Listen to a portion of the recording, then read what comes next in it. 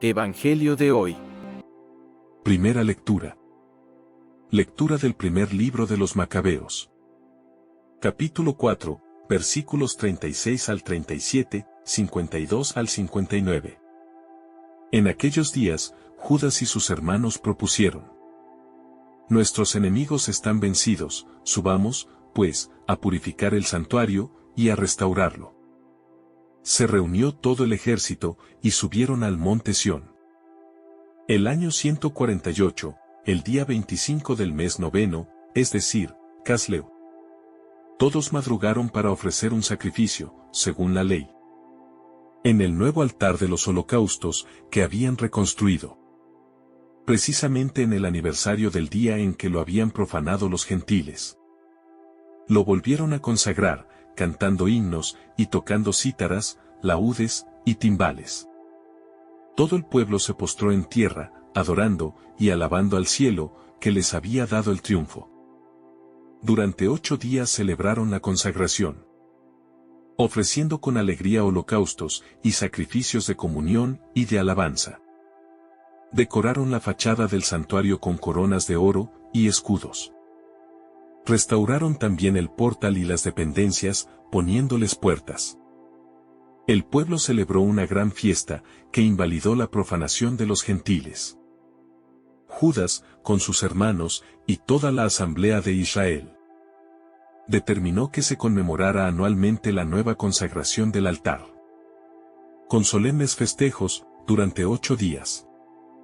A partir del 25 del mes de Casleu. Palabra de Dios. Te alabamos, Señor. Salmo responsorial. Alabamos tu nombre glorioso, Señor. Bendito eres, Señor, Dios de nuestro Padre Israel, por los siglos de los siglos. Alabamos tu nombre glorioso, Señor. Tuyos son, Señor, la grandeza y el poder, la gloria, el esplendor, la majestad. Porque tuyo es cuanto hay en cielo y tierra. Alabamos tu nombre glorioso, Señor. Tú eres Rey y soberano de todo. De ti viene la riqueza y la gloria. Alabamos tu nombre glorioso, Señor. Tú eres Señor del universo. En tu mano está el poder y la fuerza. Tú engrandeces y confortas a todos. Alabamos tu nombre glorioso, Señor. Lectura del Santo Evangelio según San Lucas. Capítulo 19, versículos 45 al 48. En aquel tiempo, Jesús entró en el templo, y se puso a echar a los vendedores, diciéndoles: Escrito está, mi casa será casa de oración. Pero vosotros la habéis convertido en una cueva de bandidos. Todos los días enseñaba en el templo. Por su parte, los sumos sacerdotes, los escribas, y los principales del pueblo buscaban acabar con él, pero no sabían qué hacer, porque todo el pueblo estaba pendiente de él, escuchándolo. Palabra del Señor. Gloria a ti, Señor Jesús. Reflexión. Queridos hermanos, hoy la Iglesia Católica celebra con serenidad y gratitud la presentación de la bienaventurada Virgen María, una memoria antigua que nos invita a contemplarla desde sus primeros pasos, cuando su vida comenzaba a desplegarse, como un jardín preparado por Dios para acoger la llegada del Salvador. Esta fecha no solo recuerda un gesto piadoso de sus padres, sino el misterio profundo de una existencia consagrada desde sus inicios, una vida orientada al servicio del Señor con total disponibilidad. La tradición cristiana ha visto en este acontecimiento un reflejo del camino interior de María, ese itinerario silencioso y perseverante en el que ella fue creciendo en gracia, en pureza de corazón y en apertura a la voluntad divina. Aunque los evangelios no narran este episodio, la Iglesia reconoce en su figura los signos evidentes de una mujer moldeada por Dios desde su infancia, cuidada con ternura por Él y preparada para convertirse en la madre del Mesías. Esta celebración, muy apreciada en las antiguas comunidades de Oriente, se fue extendiendo con el paso del tiempo a todo el pueblo cristiano.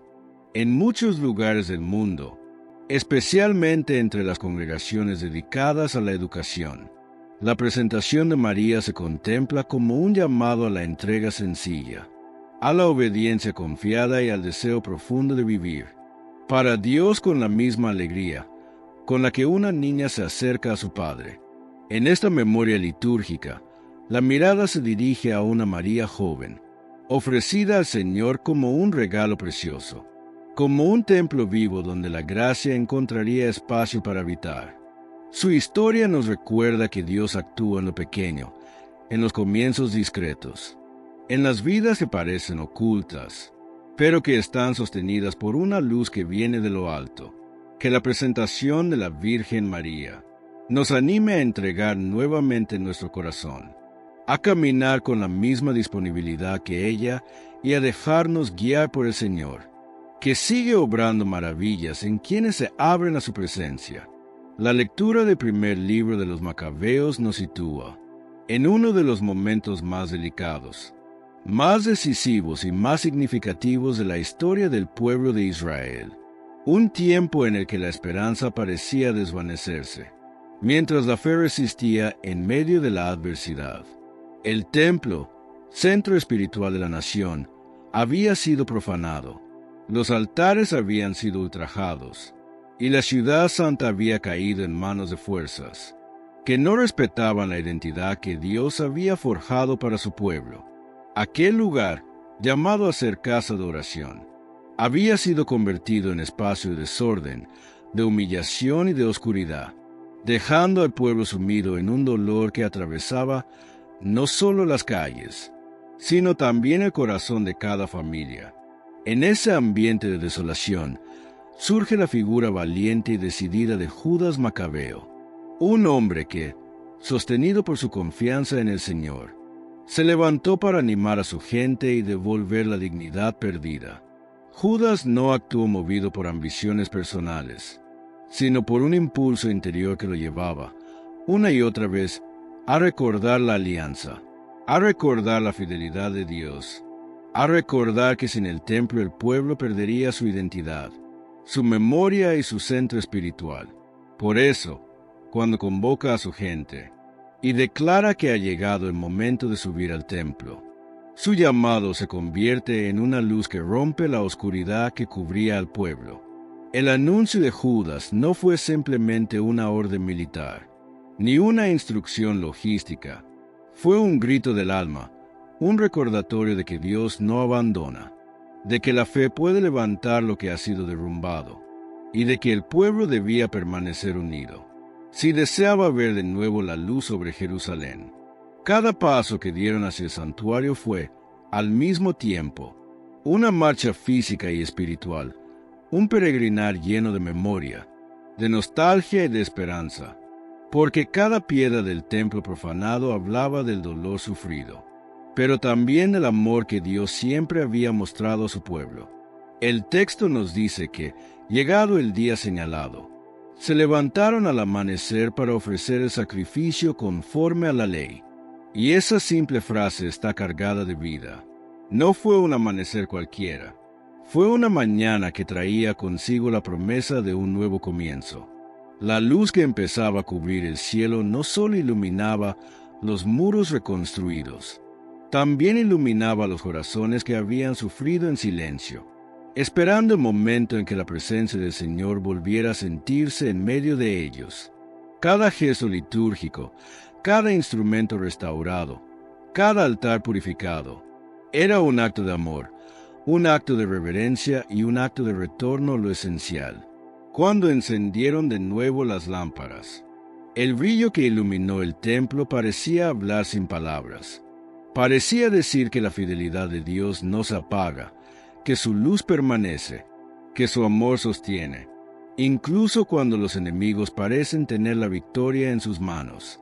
Aquella dedicación fue celebrada con cánticos, con música, con alegría, porque el pueblo veía, por fin, que la oscuridad no había vencido, que la fuerza del mal no había destruido la identidad que los unía a su Dios. Después de tantas lágrimas, después de tantas pérdidas, después de tanto dolor, surgió un día de alegría que el pueblo decidió establecer como una fiesta permanente. No querían que ese momento se perdiera. No querían que el paso del tiempo borrara la memoria de lo que Dios había hecho. Por eso, instituyeron una celebración anual, conocida más adelante como la fiesta de la dedicación o Hanukkah, una expresión viva de la gratitud del pueblo, una luz encendida para recordar que Dios rescata, acompaña y renueva, cuando las heridas parecen profundas y las ruinas parecen definitivas. El templo restaurado se convierte en una imagen poderosa de lo que Dios puede hacer en la vida de cada persona, porque todos, en algún momento, hemos experimentado algo dentro de nosotros se derrumba, la esperanza se debilita y las circunstancias parecen superar nuestras fuerzas. La purificación del templo no ocurrió de un día para otro, ni se hizo de manera descuidada. Fue un proceso cuidadoso, lleno de discernimiento, de esfuerzo y de unidad. Quitaron las piedras contaminadas, prepararon un altar nuevo, limpiaron todo lo que había sido manchado, y dispusieron el lugar para que la presencia divina volviera a sentirse. De la misma manera, la vida interior necesita momentos de revisión, de sinceridad, de silencio, donde se pueda reconocer lo que ha sido herido, lo que debe ser sanado y lo que necesita ser entregado a Dios, para que la gracia actúe con suavidad, con firmeza y con amor. La dedicación del templo fue una fiesta de alegría, pero también una fiesta de compromiso, quien celebra la obra de Dios. Por eso, la alegría del pueblo no fue un simple entusiasmo pasajero, fue una alegría comprometida, una alegría que llevaba consigo la promesa de permanecer firmes en la fe. Esta lectura no habla únicamente del pasado, habla de cada persona que busca sentido en medio de sus luchas, vida que anhela luz después de un tiempo de sombras, comunidad que necesita mantenerse unida, para no perder la fuerza interior que da la presencia de Dios. Así como el pueblo encendió lámparas nuevas, también nosotros estamos llamados a encender la luz de la fe, la luz de la esperanza, la luz del amor que no se apaga, porque está sostenida por la fidelidad de un Dios que nunca abandona. En el Evangelio de hoy, quisiera que por un momento recuerdes tu hogar, esa casa que has cuidado durante años, ese lugar donde han crecido los hijos, donde se han vivido risas, preocupaciones y celebraciones.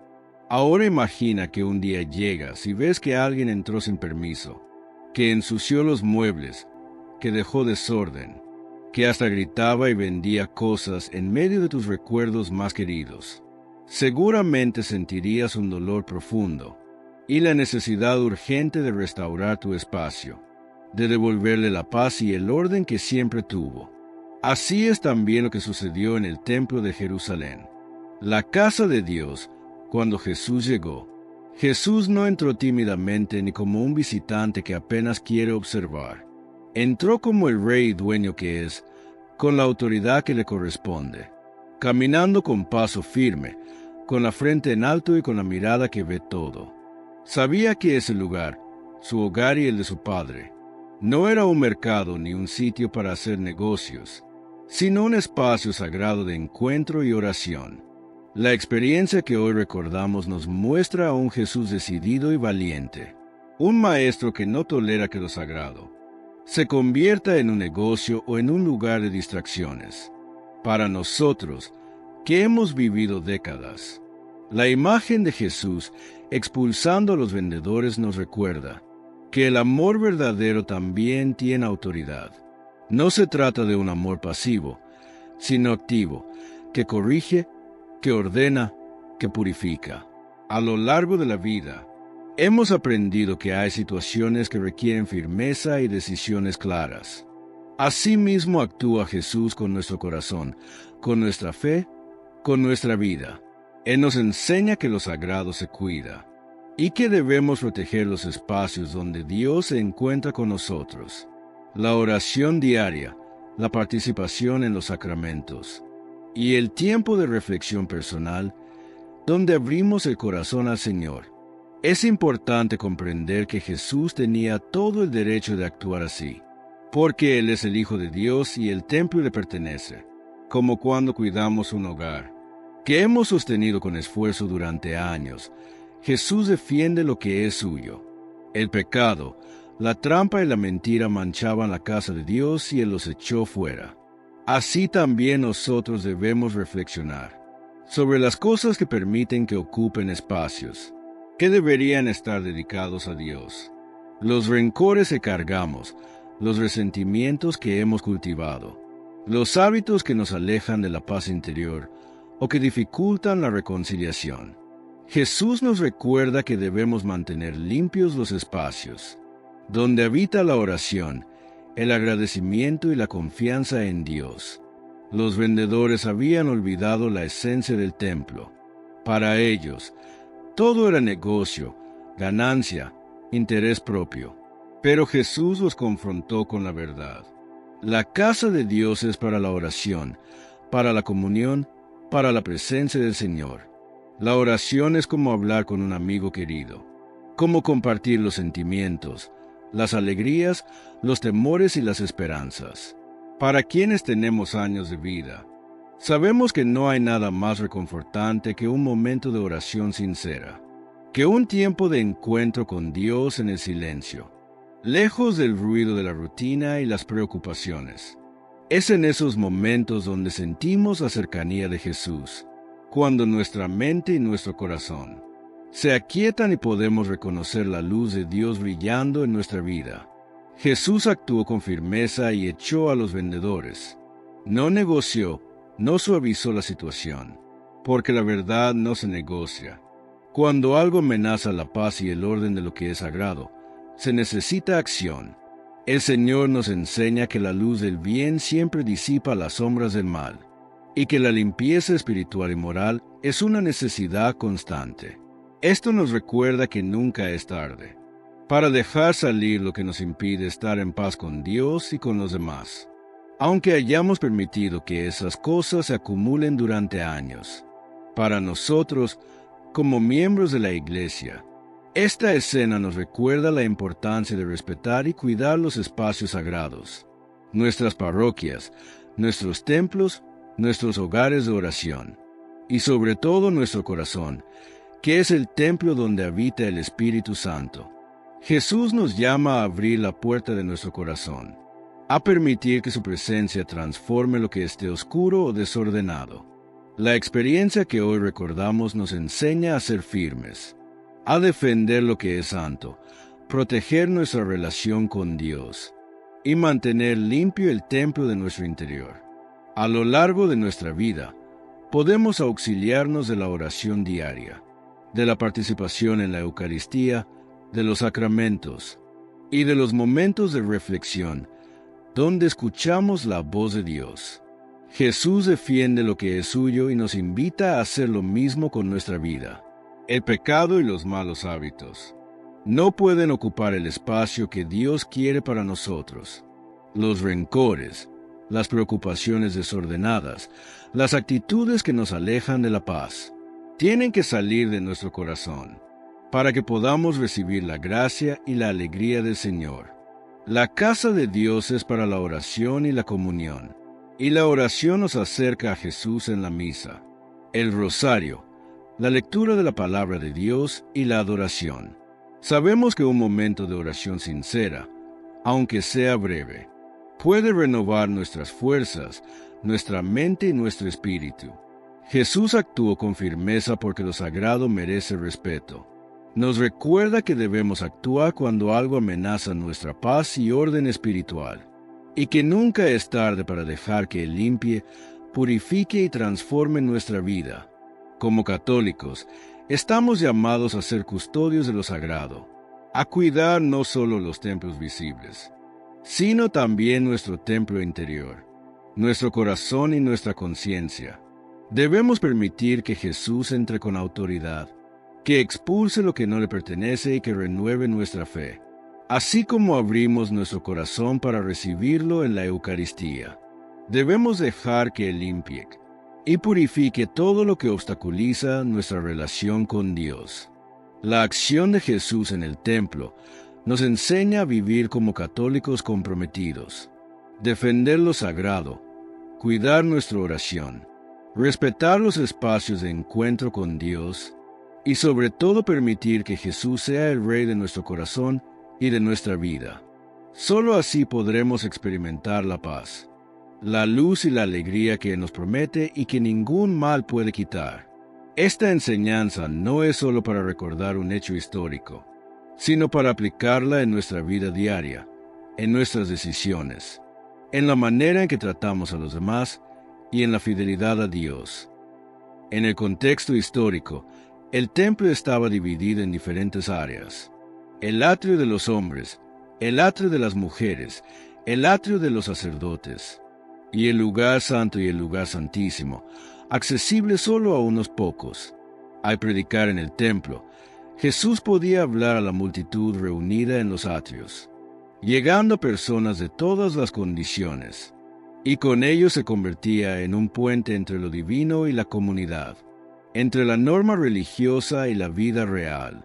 La enseñanza profética allí no solo tenía autoridad espiritual, sino también un carácter formativo y educativo, que aquel lugar no era simplemente un edificio, ni un conjunto de piedras elevadas y columnas imponentes, sino el corazón de la vida espiritual de su pueblo, el espacio donde la presencia de Dios se hacía tangible, donde las tradiciones se encontraban con la esperanza, y donde los corazones abiertos podían recibir luz y dirección.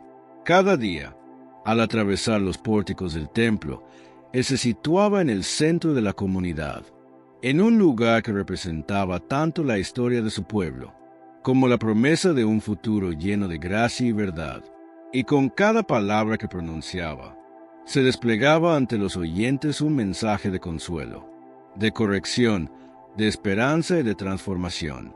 No enseñaba en un rincón apartado, sino en medio de quienes necesitaban guía, porque sabía que la enseñanza verdadera no se encuentra en la soledad ni en el aislamiento, sino en la proximidad de quienes buscan comprender, de quienes desean un camino claro y seguro, de quienes están abiertos a escuchar palabras que no solo instruyen, sino que curan, fortalecen y sostienen.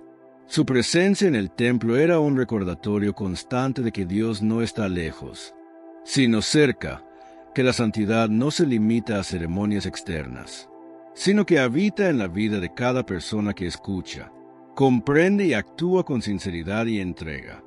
Jesús enseñaba allí también porque el templo era un espacio de encuentro, donde las diferencias podían ser superadas por la verdad compartida, donde los más instruidos y los más humildes se encontraban en un mismo terreno, donde las preguntas y los silencios podían transformarse en claridad y entendimiento.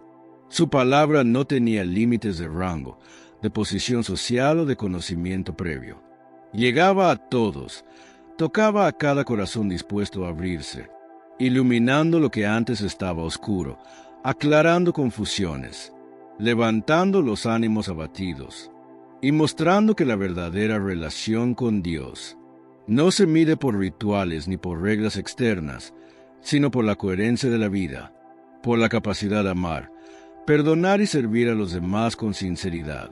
Cada día que Jesús entraba al templo, se convertía en un faro de luz en medio de la rutina y las obligaciones, porque la vida del ser humano suele estar llena de preocupaciones, de cargas que pesan en el espíritu, de caminos que parecen cerrados, de preguntas sin respuesta.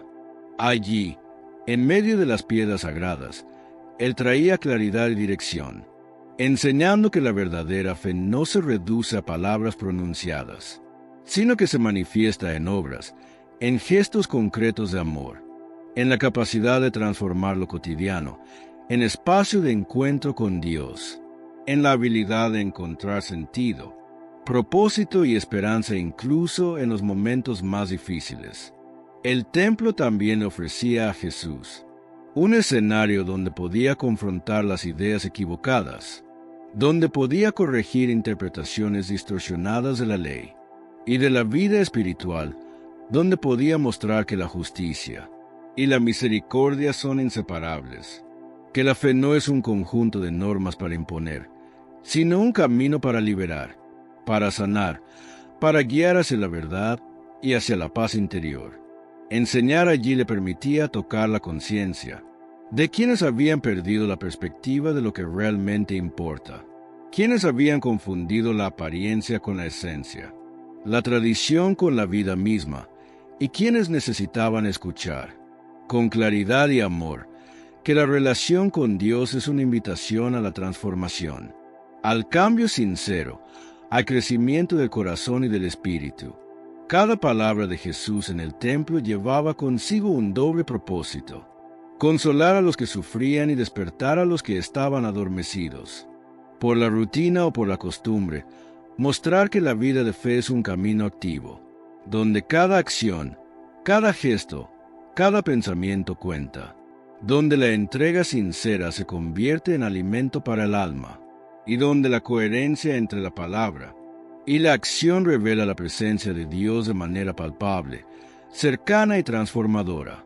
Su enseñanza no se limitaba a lo intelectual ni a lo doctrinal, sino que era práctica, vivencial, capaz de cambiar la manera de caminar, de mirar, de relacionarse, de amar y de servir a los demás. Su mensaje podía resonar más allá del momento, porque quienes escuchaban eran portadores de esa luz hacia sus familias, hacia sus vecinos, hacia la comunidad entera, y así, con cada día de enseñanza, se multiplicaba el impacto de sus palabras. Se extendía la comprensión de que la fe no es algo privado ni aislado, sino una fuerza viva que transforma la realidad, que sana heridas, que levanta a los caídos, que inspira justicia, compasión y entrega. Su presencia cotidiana en el templo enseñaba que la consistencia, la constancia y la dedicación son valores esenciales, que la enseñanza verdadera requiere repetición, paciencia, cuidado y amor por quienes se desea guiar. No había distinción entre ricos y pobres, poderosos o sencillos. Todos tenían un lugar ante sus palabras. Todos eran invitados a escuchar, a abrirse, a comprender que la vida de fe no se mide por títulos, riquezas o apariencia, sino por la disposición del corazón, por la capacidad de amar, de servir y de actuar con justicia. Cada enseñanza que salía de sus labios era una semilla. Cada gesto suyo era un ejemplo. Cada mirada mostraba cercanía. Y así el templo se convertía en un espacio vivo, lleno de esperanza, de luz, de dirección y de amor, donde la enseñanza se transformaba en experiencia y la palabra en acción. El templo, entonces, no era solo un lugar físico, sino un espacio simbólico de encuentro entre lo divino y la vida cotidiana. Un lugar donde la enseñanza se convierte en experiencia transformadora. Un lugar donde el corazón que escucha puede abrirse, cambiar y crecer. Y un lugar donde Jesús mostraba que la presencia de Dios se encuentra en cada gesto de amor, en cada acto de servicio, en cada decisión tomada desde la verdad, la bondad y la entrega sincera. Cada día que Jesús enseñaba en el templo, mostraba que la vida espiritual no es un accesorio, sino el fundamento de la existencia plena, que la fe auténtica transforma la realidad, y que la verdadera sabiduría se manifiesta en la capacidad de amar, de cuidar, de servir y de vivir con coherencia entre palabra y acción. Jesús sabía que la fe necesita espacio, presencia, continuidad, y porque entendía que el corazón de las personas se abre cuando se le habla con autoridad y ternura, con claridad y paciencia, con ejemplo y con cercanía, y porque en ese lugar sagrado podía alcanzar a todos, tocar la vida de cada oyente, iluminar sus caminos, levantar sus ánimos y mostrar que la vida con Dios no es una carga, sino un regalo, un camino de luz, un viaje de transformación, y que cada enseñanza, cada palabra, cada gesto, tiene el poder de abrir puertas invisibles hacia la esperanza, la paz y la verdad. Su presencia y su enseñanza no eran bien recibidas por todos. Los sumos sacerdotes, los escribas y los principales del pueblo observaban con recelo, con temor y con odio, porque sabían que la autoridad de Jesús desafiaba todo lo que ellos habían construido, todo el poder que habían acumulado, y la influencia que ejercían sobre el pueblo a través del templo, de los sacrificios y de la interpretación de la ley. Ellos buscaban acabar con él, y lo hacían por razones que tienen que ver con la historia, con el poder, y con la fidelidad a la verdad que Jesús traía consigo, porque cada palabra suya exponía las debilidades, las inconsistencias y las hipocresías que ellos intentaban mantener ocultas. La primera razón era la amenaza directa a su autoridad religiosa, porque Jesús enseñaba con libertad y con verdad, sin depender de títulos, tradiciones ni privilegios humanos, y cada palabra que pronunciaba ponía de manifiesto la hipocresía y la rigidez de quienes habían convertido la ley en instrumento de control y prestigio, mostrando que su autoridad no venía de Dios, sino del temor del pueblo y de la obediencia. Esta claridad de Jesús los incomodaba profundamente, porque la verdad siempre revela lo que está oculto, siempre desnuda lo que se ha disfrazado de santidad, y ellos no podían soportar ser descubiertos. La autoridad de Jesús no buscaba aplastar ni imponer, sino abrir caminos, encender la conciencia y despertar corazones dormidos, mientras que la autoridad de los líderes se basaba en la obediencia forzada, en la intimidación y en el respeto ganado a través del miedo y la costumbre. La segunda razón era la creciente popularidad de Jesús, porque multitudes se acercaban para escucharlo, para observar sus milagros, para seguir sus enseñanzas y para dejarse transformar por su palabra. Y esto debilitaba la autoridad que ellos creían indiscutible, porque el pueblo comenzaba a confiar en alguien que hablaba con verdad, con amor y con libertad, alguien que no buscaba prestigio ni reconocimiento, sino la transformación del corazón y de la vida. La gente comenzaba a ver que la religión no era un conjunto de reglas rígidas, sino un camino de encuentro con Dios, un lugar donde la misericordia, la justicia y la compasión eran más importantes que los rituales o la apariencia. Cada parábola, cada gesto y cada mirada de Jesús recordaba al pueblo que la verdadera autoridad se gana con ejemplo y coherencia, no con títulos ni privilegios. La tercera razón tenía que ver con el riesgo de perder control sobre la sociedad y la política, porque los principales del pueblo estaban acostumbrados a mantener un orden que favorecía sus intereses, y la enseñanza de Jesús, que promovía la justicia, la igualdad y el servicio al prójimo, podía alterar ese equilibrio, podía despertar conciencia, movilizar corazones y cuestionar privilegios. Y eso generaba miedo y resistencia en quienes vivían de control de los demás.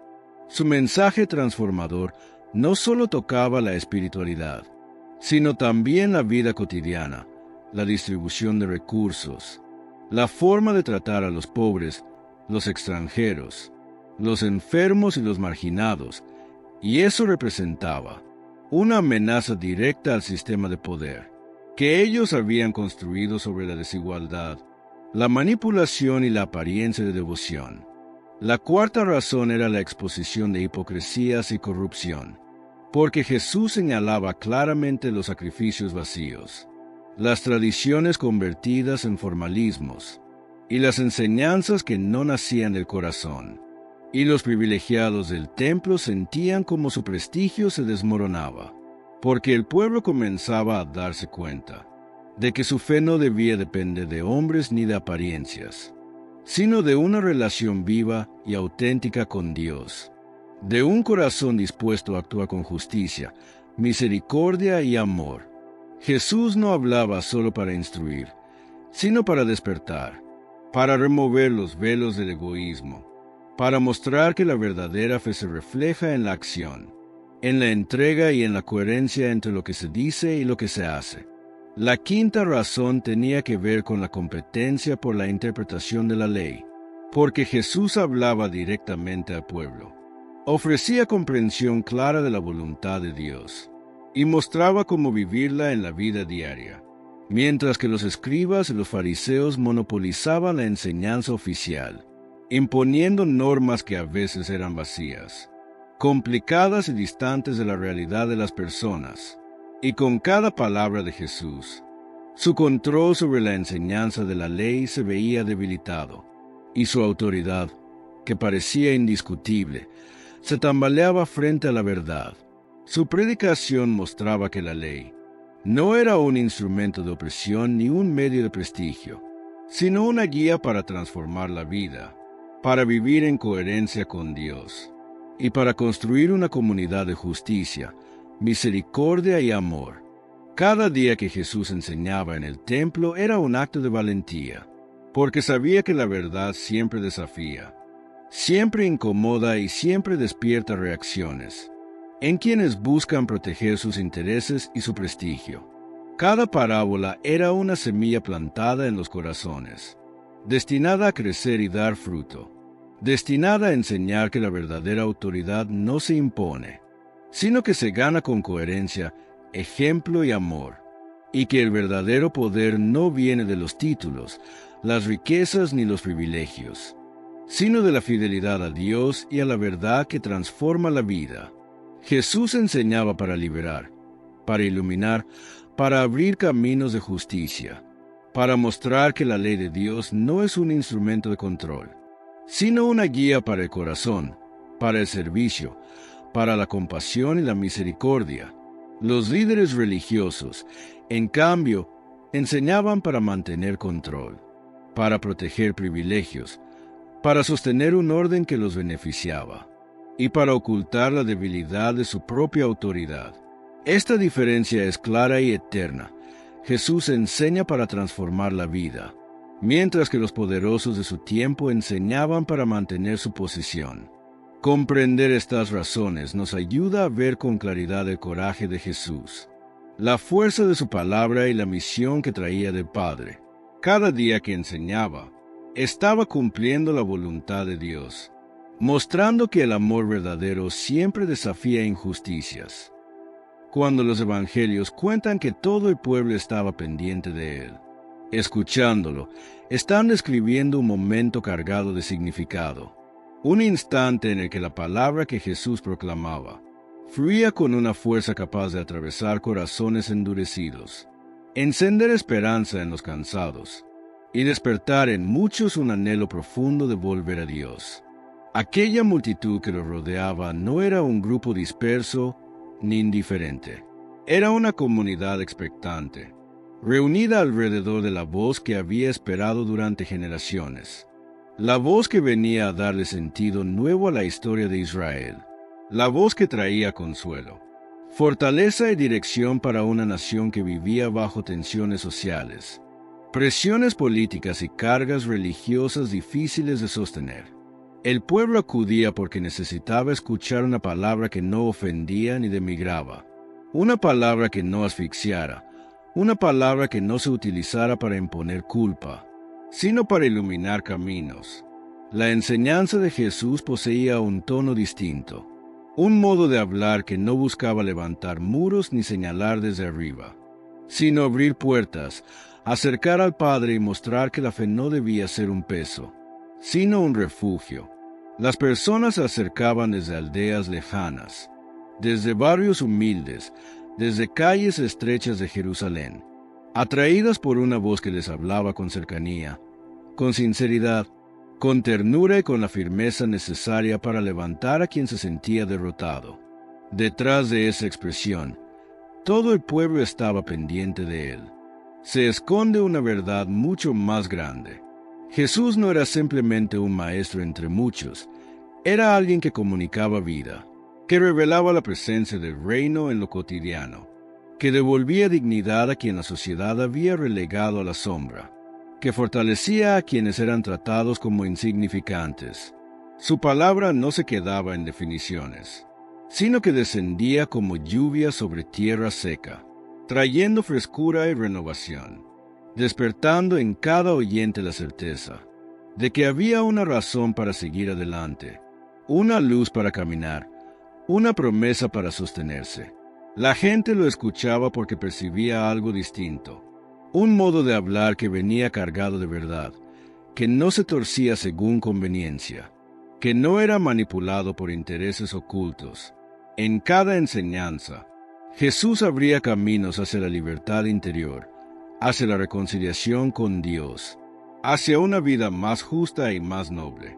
Muchos llevaban años escuchando discursos, normas y disposiciones que parecían distantes, frías o inaccesibles. Cuando Jesús hablaba, en cambio, se sentía que el cielo se acercaba a la tierra, que la misericordia se hacía carne, que Dios tenía entrañas compasivas, y extendía su mano para levantar a quienes habían sido arrojados a los márgenes. El pueblo se mantenía pendiente de él porque reconocía en sus palabras una autoridad que no necesitaba títulos, sellos, ni avales humanos. Era la autoridad de quien vive lo que anuncia, de quien no usa la ley para oprimir sino para sanar, de quien revela en sus gestos que el amor de Dios no se esconde en ritos complicados, sino que se manifiesta en una mirada que restaura, en una palabra que sostiene, en una presencia que acompaña. Jesús hablaba y la gente sentía que las vendas espirituales se caían, que la oscuridad se disipaba y que la esperanza, tantas veces olvidada, podía volver a brotar como un nuevo amanecer. Este interés del pueblo también revela el ambiente espiritual de la época. La población estaba sometida a estructuras religiosas severas, con interpretaciones rígidas, que muchas veces convertían la fe en un peso insoportable. Además, vivían bajo el dominio romano, lo que generaba tensiones constantes, injusticias, tributos excesivos y un clima político frío, incierto y desgastante. En medio de ese escenario, la voz de Jesús se levantaba como un faro, ofreciendo alivio para la fatiga, sentido para el sufrimiento y un camino distinto al resentimiento y la desesperación. La gente acudía porque encontraba consuelo, orientación y un mensaje capaz de sostenerlos en medio de su realidad. Al escucharlo, la multitud percibía que Jesús devolvía valor a quienes se sentían olvidados, dignidad a quienes habían sido rechazados y luz a quienes caminaban en sombras. Sus palabras sanaban heridas antiguas, despertaban confianza y fortalecían la identidad de un pueblo que había sido golpeado por la historia. No hablaba para él mismo, no hablaba para impresionar, no hablaba para demostrar erudición, hablaba para servir, para entregar esperanza, para levantar al caído, para atraer a los alejados. Por eso la gente no se perdía ninguna de sus enseñanzas. Por eso se reunía a su alrededor. Por eso llenaba los atrios del templo, las plazas, las calles, los montes y los caminos polvorientos para escucharlo, al decir que todo el pueblo estaba pendiente de él. El Evangelio también muestra la fuerza de la palabra, cuando la integridad sostiene cada frase, cuando el testimonio respalda cada enseñanza, cuando la intención es pura y está dirigida al bien de quienes escuchan. El pueblo no seguía a un hombre que buscaba honores, seguía a alguien que entregaba su vida, que derribaba barreras, que invitaba al perdón, que mostraba un camino distinto para transformar las relaciones, las familias y la comunidad entera. Su mensaje no era un discurso vacío, era una manera de vivir que renovaba corazones, que encendía la compasión y que llamaba a un compromiso auténtico con el bien. Ese pueblo que escuchaba atentamente también sentía que Jesús traía consigo una presencia que consolaba, una presencia que tocaba lo más profundo de la vida, que iluminaba zonas heridas, que ofrecía paz en medio de tempestades interiores. No se trataba solo de las palabras, sino de la persona misma que las pronunciaba. Alguien que no se quedaba en lo teórico, sino que acompañaba, que se acercaba, que se detenía frente a cada rostro necesitado. Su presencia transformaba, su cercanía renovaba, su mirada devolvía esperanza a quienes habían dejado de creer en sí mismos. Por esa razón el Evangelio destaca que todo el pueblo estaba pendiente de él, escuchándolo, no por curiosidad, no por entretenimiento, no por costumbre, sino porque la palabra que salía de su boca tenía poder de despertar vida en quienes creían estar apagados, de fortalecer a quienes se sentían débiles, de restaurar a quienes habían sido heridos por la indiferencia o por el abuso del poder. Su enseñanza era un abrazo para el corazón cansado, un bálsamo para el alma herida, un alimento para el espíritu sediento. Hoy, esa misma expresión sigue resonando, porque cuando una palabra nace del amor verdadero, cuando se pronuncia con sinceridad y entrega, cuando refleja la luz de Dios, despierta en el oyente esa misma tensión, ese mismo deseo, esa misma disposición interior que la multitud tenía frente a Jesús.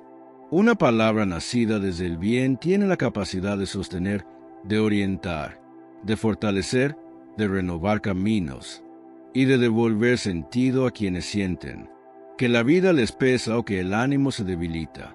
Así como aquella multitud se reunía para escucharlo, también nosotros somos invitados a permanecer atentos, abiertos, receptivos a la voz que sigue hablando a través del Evangelio. Esa voz que calma tempestades internas, que ilumina decisiones, que fortalece la fe y que devuelve esperanza, incluso en medio de las pruebas más difíciles. Por último, vamos a leer algunos de sus comentarios. María Cruz dice: por favor, hermanos, pido me ayuden a orar por el matrimonio de mi hermano Francisco. Hermana María Cruz, que el Señor ponga su mano sobre el matrimonio de Francisco y lo llene de diálogo, comprensión y amor verdadero. Que toda herida sea sanada y toda división sea restaurada. Que Dios fortalezca esa unión y la haga firme, para que vuelva la paz al hogar. Marliria Ruiz dice: gracias Dios por todo. Pido oración por la conversión y sanación de la familia Ruiz Gutiérrez. Hermana Marliria, que la misericordia del Señor visite a cada miembro de la familia Ruiz Gutiérrez. Que haya conversión donde hace falta cambio, sanación donde hay dolor y esperanza donde parece que todo está oscuro. Que la gracia de Dios renueve su hogar por completo. Julieta Vázquez Sánchez dice: Señor Dios Todopoderoso, te pongo en tus manos a mi vecina Guadalupe, que es una persona conflictiva. Ayúdale a encontrar su paz. También te pongo mi negocio, que nada ni nadie interrumpa su bendición. Y bendice a todos mis clientes. Hermana Julieta, que el Señor toque el corazón de Guadalupe y le regale serenidad, calma y luz interior. Que tu negocio sea protegido por la gracia divina y siga siendo fuente de bendición. Que cada cliente llegue guiado por la mano de Dios y que tú sigas prosperando con fe firme. Adela Bautista dice: Amado Señor Jesús, te pido y te ruego por el descanso de las almas que ya no están con nosotros, especialmente por el alma de mi mamita María Teresa Gutiérrez Soto, mi hermanita María de Jesús Bautista Gutiérrez, mi papito Agustín Bautista y todas las benditas almas de purgatorio. Hermana Adela, que la misericordia de Dios reciba a tus seres amados en la luz eterna. Que descansen en paz bajo el abrazo del Señor, y que las almas del purgatorio encuentren alivio, descanso y plenitud. Que tu corazón sea consolado y fortalecido por la esperanza del cielo. Aurora Salazar dice: Señor, Padre nuestro, te pido por mis hijos Joel, Giselle, José y Diana. Hermana Aurora, que la bendición de Dios cubra a Joel, Giselle, José y Diana. Que cada uno reciba protección, salud, sabiduría y paz en su camino. Que tú encuentres tranquilidad al saber que el Señor los acompaña en cada paso. Abraham Benavides Martínez dice: Gracias Dios por concederle un año más de Vidax. y saluda a mi esposa Nilda. Feliz cumpleaños. Cariño, hermano Abraham, que el Señor siga colmando de vida. Salud y alegría a tu esposa Nilda. Que este nuevo año sea abundante en bendiciones, crecimiento y unidad familiar. Que Dios cuide su corazón y su camino siempre. Clorinelli Castro dice: Gracias, Señor, por tus bendiciones. Te pido bendiciones para toda mi familia, en especial para mi hermana Gilma Castro y sus hijos Evelyn Calderón y Adam Calderón. Hermana Clorinelli, que la gracia de Dios descienda sobre tu familia como lluvia de bendición. Que Gilma, Evelyn y Adam reciban protección, salud y dirección divina. Que tu hogar siga siendo tierra fértil sembrada por el amor de Dios. Reina la Alegría dice: Gracias, Señor, por regalarme este nuevo día y llenarme de tu amor y tu paz. Te lo pedimos, Señor. Hermano Reinel, que Dios siga llenando tus días de amor, de calma y de propósito, que camines siempre bajo su luz, y que cada mañana sea para ti una nueva oportunidad, para experimentar su bondad y su compañía. Acoge, Padre Santo, todas estas peticiones, que te la entregamos, por Jesucristo nuestro Señor. Amén. Si este mensaje ha tocado tu corazón, compártelo con tus familiares, con tus amigos, con todo aquel que necesite escuchar una palabra de esperanza. Recuerda que cada vez que compartes la palabra de Dios, te conviertes en un instrumento de su amor. Dale me gusta a este video, para seguir creciendo juntos en la fe, día a día, guiados por el Evangelio. Y si aún no lo has hecho, te invito a suscribirte a este canal. Oremos. Padre Santo, te pedimos por todos los hermanos que nos dejan su petición de oración. Escucha nuestras súplicas y ten misericordia de nosotros. Sabemos que eres un Dios de piedad y confiamos en tu amor y compasión. Te entregamos nuestros enfermos, a los que sufren diariamente y que buscan en ti la sanación del alma y del cuerpo, por las familias que necesitan reconciliación y por todos los que claman tu ayuda, por los que no tienen empleo, por los que pasan hambres, por aquellos donde sus países viven en guerra. Te pedimos sanación, consuelo y fortaleza, que tu luz nos guíe y que tu voluntad se haga en nuestras vidas. Gracias por tu amor y por siempre estar a nuestro lado. Que María, nuestra Madre, interceda por nosotros en nuestro camino de fe. Que la bendición de Dios, Padre, Hijo y Espíritu Santo, esté siempre con ustedes. Que así sea. Estuvo con ustedes su hermano, Miguel Ángel Tamayo. Oración al Padre Nuestro. Padre nuestro que estás en el cielo, santificado sea tu nombre. Venga a nosotros tu reino. Hágase tu voluntad, en la tierra como en el cielo. Danos hoy nuestro pan de cada día. Perdona nuestras ofensas, como también nosotros perdonamos a los que nos ofenden. No nos dejes caer en la tentación, y líbranos del mal. Amén.